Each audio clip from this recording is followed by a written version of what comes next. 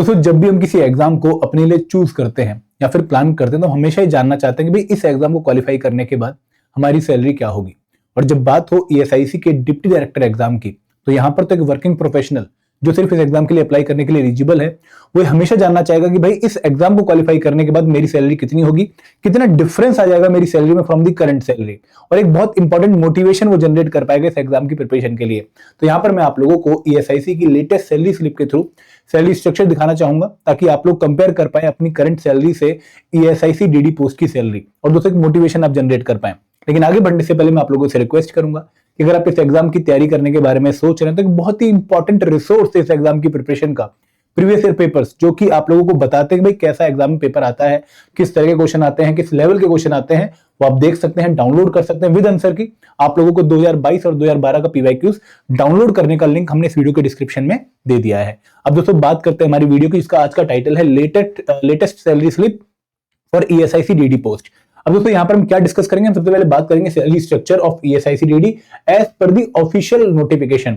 तो नोटिफिकेशन में आपको क्या सैलरी के बारे में इंफॉर्मेशन दी गई है, फिर हम बात करेंगे लेटेस्ट सैलरी स्लिप की, उसको देखेंगे हम, और फिर हम बात करेंगे कि भाई कौन से पर्क्स एंड अलाउंसेस एडिशनली आप लोगों को मिलते हैं जब आप इस पोस्ट पे कार्यरत होते हैं। ठीक है, तो सबसे पहले हम देखते हैं नोटिफिकेशन में क्या मेंशन किया गया है।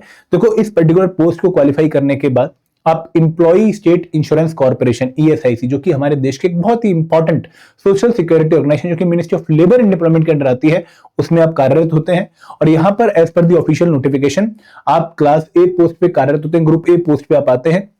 लेवल 10 एज पर दी 7th पे कमीशन आप लोगों का सैलरी स्ट्रक्चर होता है, और बेसिक पे आप लोगों की होती है 15,600 15,600 से लेके 39,100 तक। और दोस्तों आपका ग्रेड पे 5400 का होता है, तो आपकी जो सैलरी रेंज बनती है वो लगभग 56,100 56,100 से लेके 1,77,500 तक बनती है। एक नॉन मिनिस्ट्रियल पोस्ट है, यहाँ पर आप एक स्टैट्यूटरी ऑर्गेनाइजेशन का पार्ट बनते हैं। आप जो है डायरेक्टली किसी मिनिस्ट्री के अंडर काम नहीं करते हैं, मिनिस्ट्री के अंडर भले ही ईएसआईसी ऑर्गेनाइजेशन आती है, लेकिन आप एक जो है एक इंडिपेंडेंट ऑटोनोमस ऑर्गेनाइजेशन का पार्ट बन जाते हैं, और यहाँ पर आपकी जो ज्वाइनिंग होती है वो परमानेंट बेसिस पे होती है।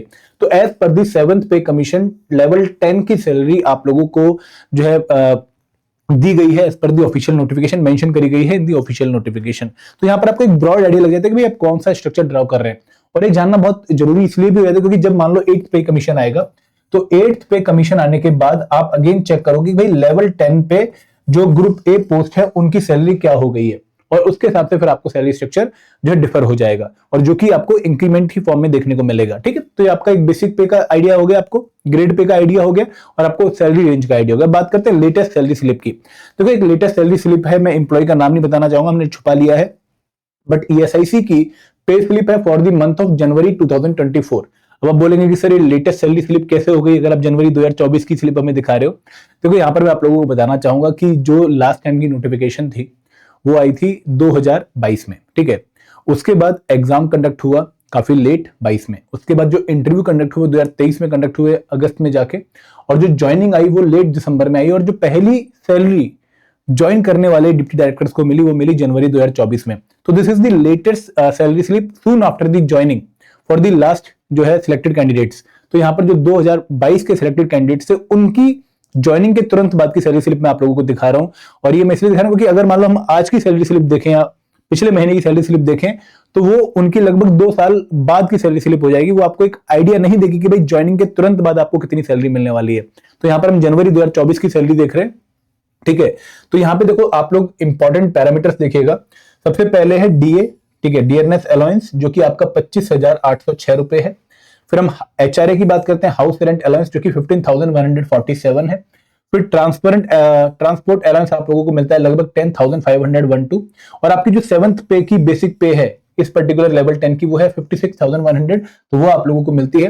तो आपकी जो टोटल सैलरी बनती है इन तीनों चीजों को जोड़ने के बाद वो बनती है लगभग 1,07,565, और उसके बाद आपकी पेंशन स्कीम में कंट्रीब्यूशन होती है लगभग 8,191। तो आपकी जो इन हैंड सैलरी आती है after joining, soon after joining, वो लगभग 99,374 आती है। तो ये सैलरी आप लोगों को एक अच्छा अमाउंट देखने को मिलेगी, लगभग 1 लाख के आसपास आप लोगों की सैलरी हो गई है।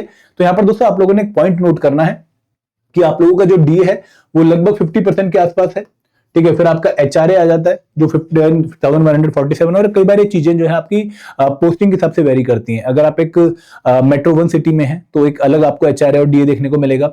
अगर आप मेट्रो 2 सिटीज में तो आपको एक अलग जो है लिमिट देखने को मिलेगी।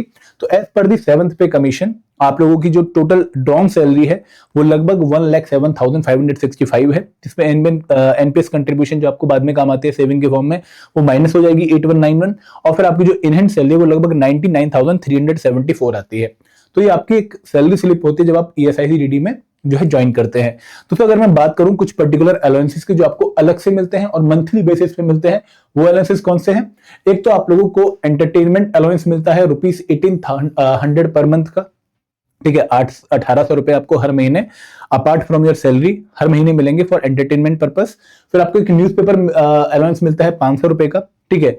और आपको एक टेलीफोन अलाउंस मिलता है ₹700 का। तो आपका एक टोटल जो अलाउंस का स्ट्रक्चर है लगभग 3000 के आसपास हो जाता है over and over your salary.